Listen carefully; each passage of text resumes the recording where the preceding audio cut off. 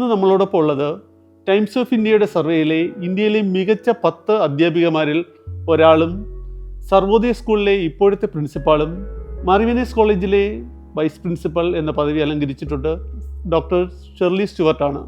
ടീച്ചറെ നമുക്ക് ഈ പരിപാടിയിലേക്ക് ഹാർദവുമായി സ്വാഗതം ചെയ്യാം.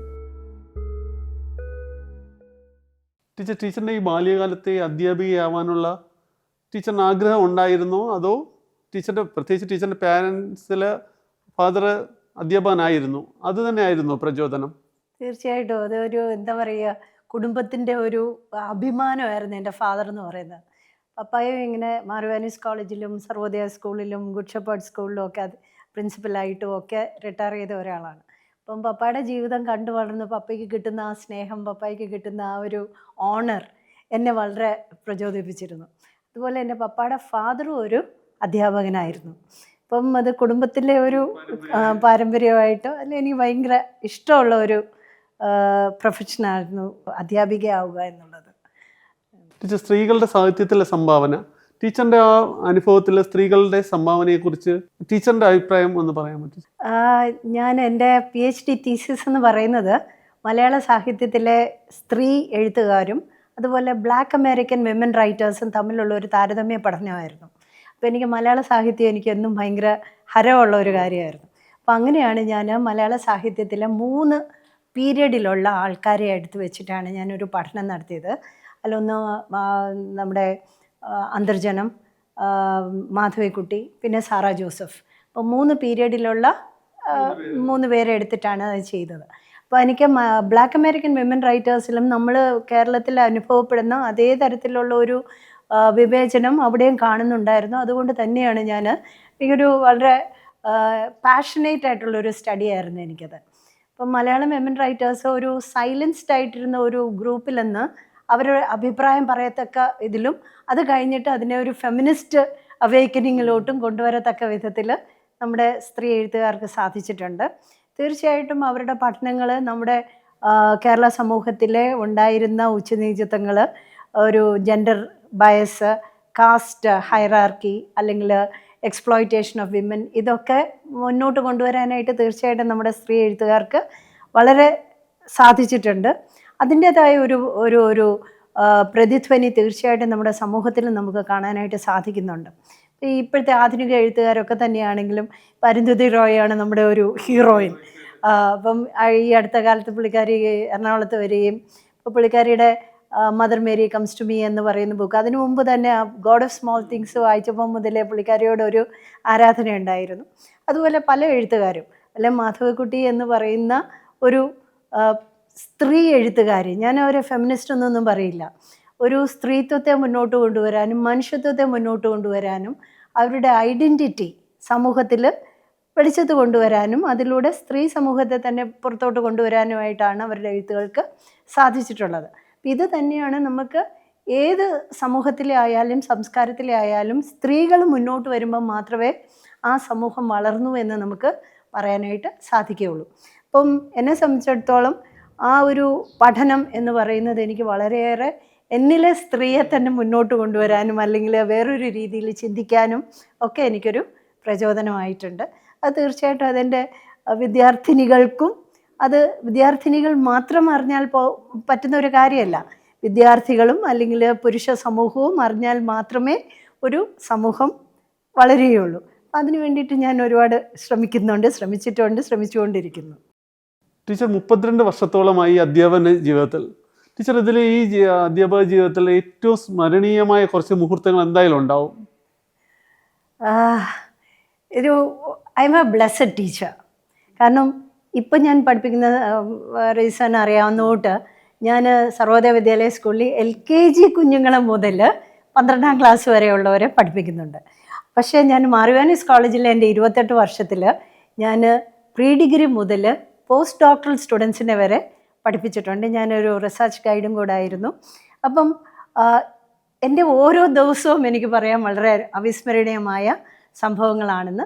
പക്ഷേ എന്നാലും ചില സമയങ്ങളിലൊക്കെ നമ്മൾ കുഞ്ഞുങ്ങളെ രക്ഷപ്പെടുത്താനായിട്ട് നമുക്ക് സാധിച്ചിട്ടുള്ളത് എനിക്കിപ്പോഴും ഓർമ്മയുണ്ട്. ഒരു ദിവസം രാത്രിയിൽ ഒരു കുഞ്ഞ് വിളിച്ചിട്ട് ഞാൻ ആത്മഹത്യ ചെയ്യാൻ പോവാണ്, എനിക്ക് ഒരു കോളേജിൽ നടന്ന ഒരു സംഭവത്തിൻ്റെ ബാക്കിയായിട്ടായിരുന്നു.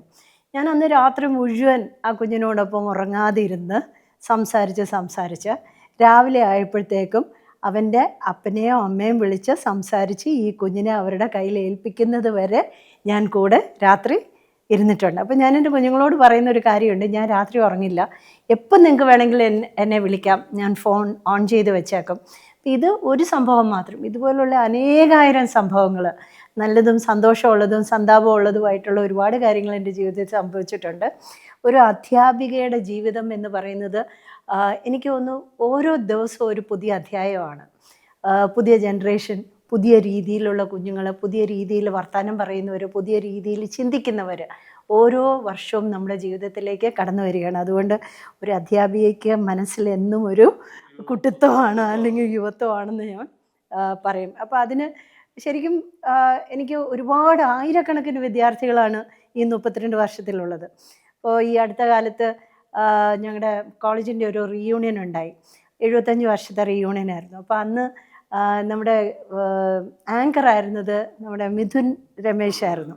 അപ്പോൾ ഇടയ്ക്ക് വെച്ച് മിഥുൻ ഇറങ്ങി വന്ന് എന്നെ സ്റ്റേജിൽ കൊണ്ടുപോയി മിഥുൻ്റെ കൂടെ ഡാൻസ് ചെയ്യിപ്പിച്ച് പാട്ട് പാടിപ്പിച്ച് അത് ഭയങ്കര വൈറലായ ഒരു വീഡിയോ ആയിട്ട് മാറി. അപ്പോൾ ഇങ്ങനത്തെ സംഭവങ്ങളൊക്കെ എന്ന് പറയുന്നത് തീർച്ചയായിട്ടും എൻ്റെ ജീവിതത്തിലെ അവിസ്മരണീയമായ സംഭവങ്ങളാണ്. എത്രയോ വർഷത്തിന് മുമ്പ് പഠിപ്പിച്ചതാണ്. അനേകായിരം വിദ്യാർത്ഥികൾക്ക് ഇന്നും പലരും ട്രിവാൻഡ്രത്ത് വന്നു കഴിഞ്ഞാൽ എന്നെ കാണാതെ പോകാറില്ല, അല്ലെങ്കിൽ എന്നെ വിളിക്കാറുണ്ട്.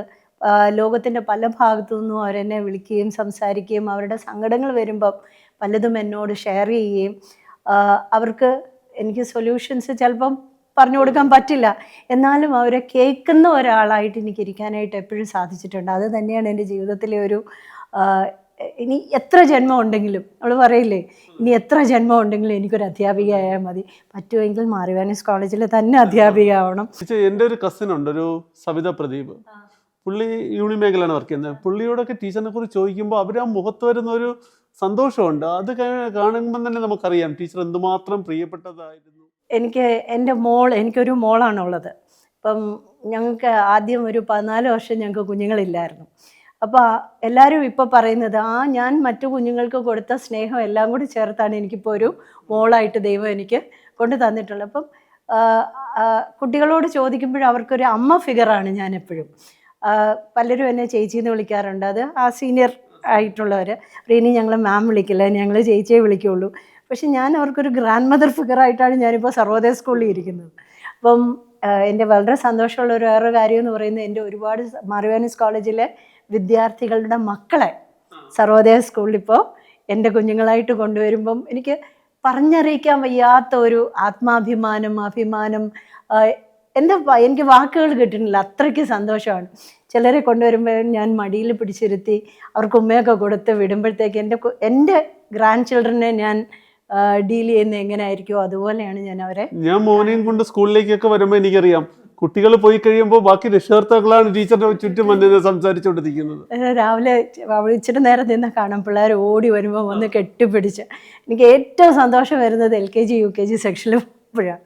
ചുറ്റും പിള്ളേർ ക്ലാസ്സിൽ നിന്ന് എല്ലാം കൂടെ ഇറങ്ങി ഓടി വന്ന് കെട്ടിപ്പിടിച്ച് ഷേർലി മാം, പ്രിൻസിപ്പൽ മാം എന്നിങ്ങനെ പറയുമ്പോഴത്തേക്കും ഉണ്ടല്ലോ, ഞാൻ എൻ്റെ ജീവിതത്തിൽ നന്മകളൊക്കെ ചെയ്തിട്ടുണ്ടാവും, അല്ലെങ്കിൽ എനിക്ക് ഇത്രയും ഒരു സന്തോഷം ദൈവം തരില്ലായിരുന്നു എന്നൊക്കെ എനിക്ക് തോന്നും. അപ്പോൾ ഞാൻ ഈ ഇംഗ്ലീഷ് സാഹിത്യത്തിന് സൗണ്ട് ഓഫ് മ്യൂസിക് എന്ന് പറയുന്ന മൂവിയിൽ there's a sentence, somewhere in my youth or childhood I must have done something good because there you stand there loving me എന്ന് പറയുന്നോട്ട് I have a whole world of people around me loving me. അതെനിക്ക് എത്ര പറഞ്ഞാലും നന്ദി പറഞ്ഞാലും തീരാത്ത, ഈ ജന്മം കൊണ്ട് പറഞ്ഞു തീരാൻ പറ്റാത്ത നന്മ. ഞാൻ എൻ്റെ പപ്പായെ ഞാനിങ്ങനെ കണ്ടിട്ടുണ്ട്. ഇപ്പോഴും പപ്പ മരിച്ചിട്ട് ഇപ്പം 3 വർഷമായി. പക്ഷേ ഇപ്പോഴും നമ്മുടെ സമൂഹത്തിൽ ഉന്നത ശ്രേണിയിൽ നിൽക്കുന്ന ഒരുപാട് ആൾക്കാർ ഇപ്പോഴും പപ്പ പഠിപ്പിച്ച പാഠഭാഗങ്ങൾ എന്നെ കാണുമ്പോൾ അവർ റെസൈറ്റ് ചെയ്യാറുണ്ട്. അതൊക്കെ കാണുമ്പോൾ അതിൻ്റെ ഒരു ചെറിയൊരു ഭാഗമായിട്ടേ ഞാൻ എന്നെയും കാണുന്നുള്ളൂ. കാരണം പപ്പ ട്രാവൽ ചെയ്ത അതേ പാതയിലൂടെയാണ് ഞാനും പോയിക്കൊണ്ടിരിക്കുന്നത്.